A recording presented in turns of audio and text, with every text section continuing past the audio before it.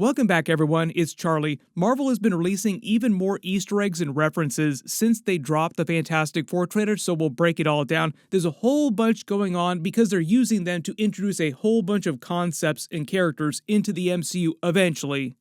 And even though the previous Fantastic Four movies hold a special place in people's hearts, even the 1990s Roger Corman Fantastic Four movie, they're basically trying to use this movie to wipe the slate clean and try to be even more comic book accurate than anybody has done in the past, so we'll break it all down. The real thing you should be worried about is what's going to happen to HERBIE at the end of this movie if they destroy their universe. Everybody start praying for HERBIE. If you're brand new to the channel, be sure to subscribe to get all the videos. I'll do a Fantastic Four giveaway when we actually get closer to the movie actually coming out. We're also in the middle of Super Bowl week as of me posting this video, so there's going to be a bunch more trailers coming. I'll try to do videos for everything as quickly as possible, so be sure to subscribe to get everything. But probably one of the biggest metaphorical and literal Easter eggs is Ralph Ineson, who's playing Galactus in the movie. We don't hear him speak in the trailer, but he actually chimed in after Marvel dropped the trailer and reacted to it, just like everybody else.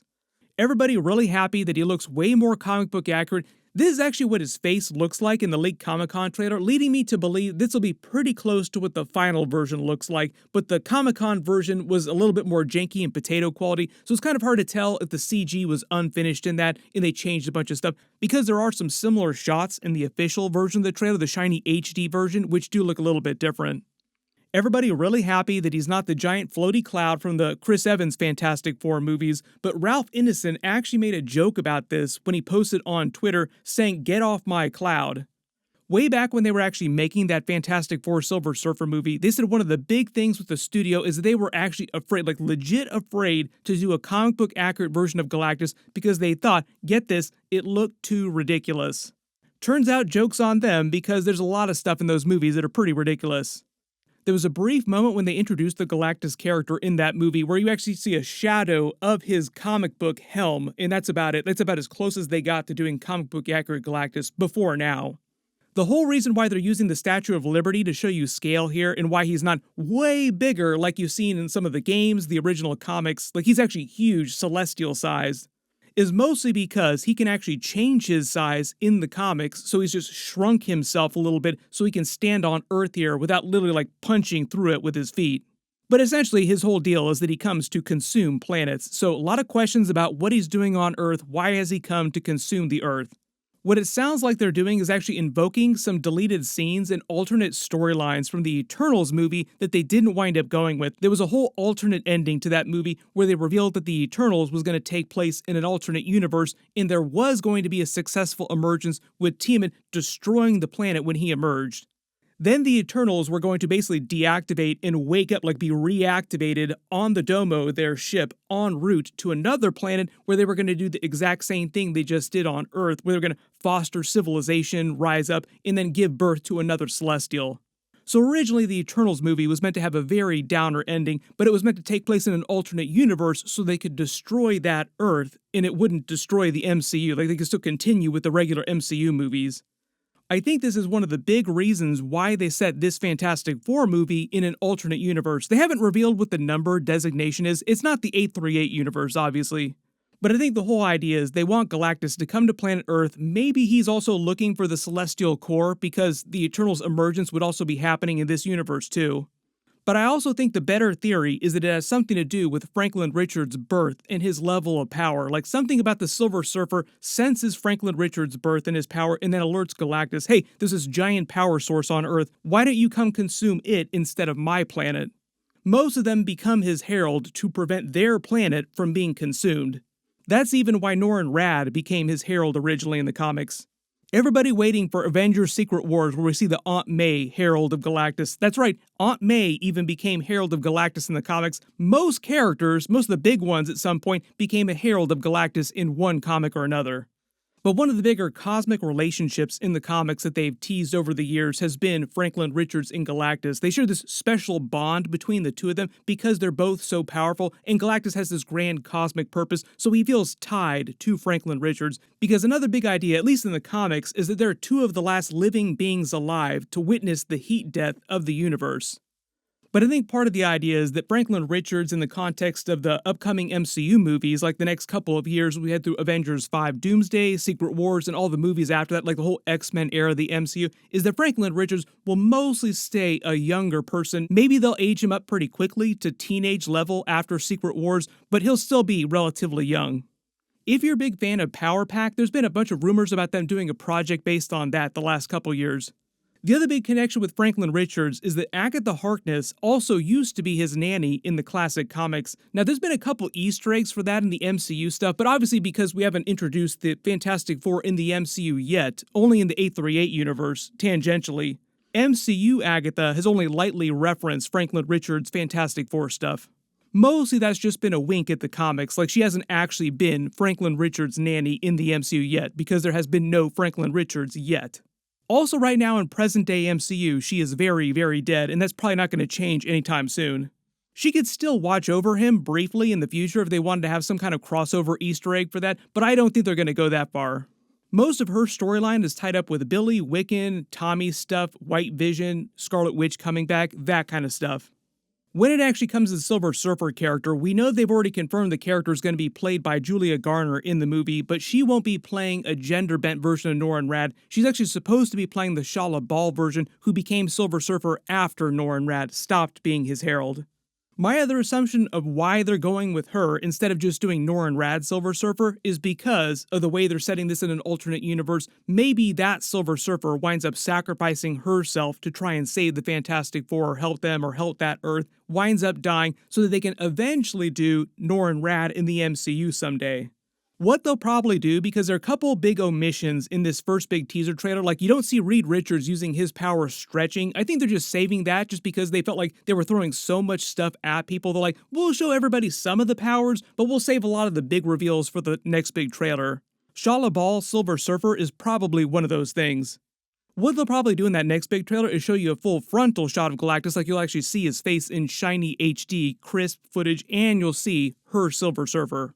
But I think just like the comics, she'll be the person to find out what's going on Earth with Franklin Richards, this power source that she senses, and she'll be the one to summon Galactus to Earth. That's meant to be the whole relationship between Galactus and his heralds. One of the other big things that happened when Galactus debuted in the comics, which are kind of adapting for this movie, like it's a different version of that, but the coming of Galactus was the name of that story arc, was also the presence of the Watcher Uatu, who we've actually been seeing on the What If series in animation played by Jeffrey Wright. That's the Uatu version of the Watcher. The way they explain the Watchers in the comics is a little bit different, like it's not quite as multiverse. There are different groups of Watchers all over the universe, but they do exist on a higher dimension. In the comics, Uatu only watches the 616 main Marvel comic book universe. Other Watchers watch other universes. There's a pretty good chance we'll see a version of him in live action, or at least some references or Easter eggs to him, just because they're going so comic booky with the classic comics. Like, that's the whole reason why they set it in the 1960s, so that they could do really crazy, really wild stuff that didn't fit tonally with a lot of the stuff they're doing in modern day, like the more serious movies. We have actually seen the Watchers in live action, though. James Gunn did them during Guardians of the Galaxy 2, with Stan Lee's character also canonizing him as an agent of the Watchers, saying that all of his cameos, he was playing the same character. It was that same agent of the Watchers, just pretending to be different people. But I don't think that any of these Watchers were meant to be Uatu. There's been a lot of talk about John Malkovich's mystery character. I believe the popular consensus is that he's playing a version of Red Ghost from those classic Fantastic Four comics. He's a villain with the exact same haircut who comes to power because he lords over a group of super powerful apes that were also bombarded with the same cosmic rays that gave the Fantastic Four their powers in the first place. So what might be going on in the trailer here, where you see Sue Storm in the middle of all this debris in the street, like things are going crazy, this big fight they have in the street, they might be facing him or one of their other sub-bosses, not Galactus. Whoever they're facing in the street here in this fight, it just seems closer to their size. So it's either him, John Malkovich, his super apes, or it just might be a version of Silver Surfer who's come down to ground. At the beginning of the trailer, when Sue Storm is giving the guided tour of the Baxter Building with the news crew, it's also meant to be an Easter egg for Jacqueline Kennedy's tour of the White House back in the 1960s that they broadcast on CBS back in the day. Some of you actually might have been alive to see that. Because the movie's meant to be a lead-up to Avengers Doomsday, like we'll get a big post-credit scene that will tease Avengers Doomsday with Robert Downey Jr.'s Dr. Doom, I know people have also been asking, will we get Doctor Strange cameos in the movie too? Right now, I'm not expecting him to show up. I think it'll just be Robert Downey Jr.'s Doctor Doom in that post-credit scene. But there is a real big reference to that Doctor Strange in the Multiverse of Madness Easter egg when he was talking about the Fantastic Four with the John Krasinski version of Reed Richards in the 838 universe.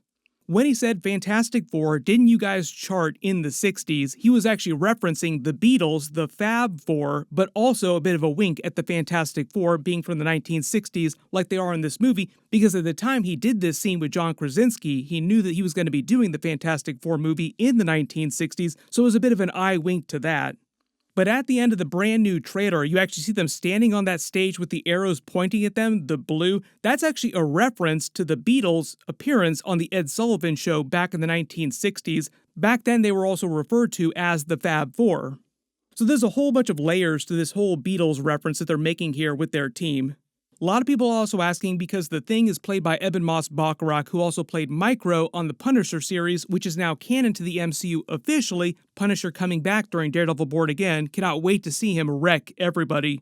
But a lot of people wondering if him now being the Thing inside the MCU, or eventually inside the MCU once they travel to the MCU, does that prevent him from coming back as Micro? Will you ever see the Micro character again? My assumption is it's going to be a little bit like the Mahershala Ali Cottonmouth in Blade thing, where even though technically Cottonmouth died during Luke Cage Season 1, so they couldn't bring him back even if they wanted to. For the most part, Marvel's way more concerned with Mahershala Ali being the new Blade than they are with Cottonmouth coming back, so I think it's a similar situation with Eben Moss-Bachrach now being the Thing. Like, they just focus on that, the Fantastic Four stuff, and we will probably not see Micro again, and I'm not expecting to see John Bernthal's Punisher share any scenes with the Thing anytime soon, so I don't think there'd be any opportunities for them to even wink or reference that. There's been a lot of people also asking why the Thing seems a little bit smaller than he has in previous incarnations or even in the comics. Not really clear what's going on here just because you don't see him standing that closely to too many people, and when people are standing near him, usually either the camera lens is warping things so their heights seem a little bit different or the others are standing on platforms. So maybe when we get some more footage, we'll actually see him standing right next to each other with their feet on the ground so you can actually judge exactly how tall he is compared to everyone else. But if you look at him before he gets his powers and becomes the Thing, he's taller than Reed Richards. And probably one of the other biggest classic comic book Easter eggs is when they were actually launching the trailer, they had all the actors put their hands in the middle and push the button together. That's also meant to be a sly reference to this particular moment from the classic comics where they'll put their hands in the middle and give themselves their names. When it comes to bringing them to the actual MCU, like jumping between dimensions, they'll probably use a multiverse gate like a bridge in the Jonathan Hickman comics. There's just a lot of references to that on his blackboard here, so it just feels like they'll use some sort of portal that Reed Richards builds, like in the comics. The real big question is how Robert Downey Jr.'s Doctor Doom is making it to the MCU, because he knows both magic and technology, so he could build his own multiverse bridge or find his own way into the multiverse. But I think part of the idea is that Reed Richards brings his family, including Franklin Richards, freshly born, to the MCU to escape the destruction of their universe, but does not realize that their Doctor Doom, this Robert Downey Jr. Doctor Doom, also makes it out of their universe. Also that I think at the beginning of Avengers Doomsday, when he shows up, it's a big surprise for Reed Richards, like, oh, you survived, you're not dead. He can also be the person to alert the other Avengers what's really going on with him. Like, no, he's not your friend Tony Stark, he's my Doctor Doom, who I know, I've faced him in the past. But I know there's a billion more questions. I think a lot of the answers, especially with stuff that they don't show in this previous trailer, they'll reveal in the next big trailer in a couple months. Real question right now is, which movie is going to do better, the new Superman movie or this movie, because they're releasing within a week of each other. But it does sound like it's going to be a gangbuster summer. Both Superman and Fantastic Four are coming at the same time. Like I said, there's a bunch of Super Bowl trailers coming in the next couple of days. I'll try to do videos for everything as quickly as possible, so be sure to enable alerts for my channel so you don't miss any of that stuff. We will see how I'm doing in a couple of days with no sleep. I'll probably forget what my name is, but that's okay. And because I almost forgot, Invincible Season 3 episodes are literally starting next after I post this video, so my videos for episode 1 through 3 will post Thursday morning. Be sure to enable alerts for my channel so you don't miss any of that. Everybody click here for my other bigger Fantastic Four trailer video for all the other footage, and click here for all my other Super Bowl trailers. Thank you so much for watching, and I'll see you guys in the next one.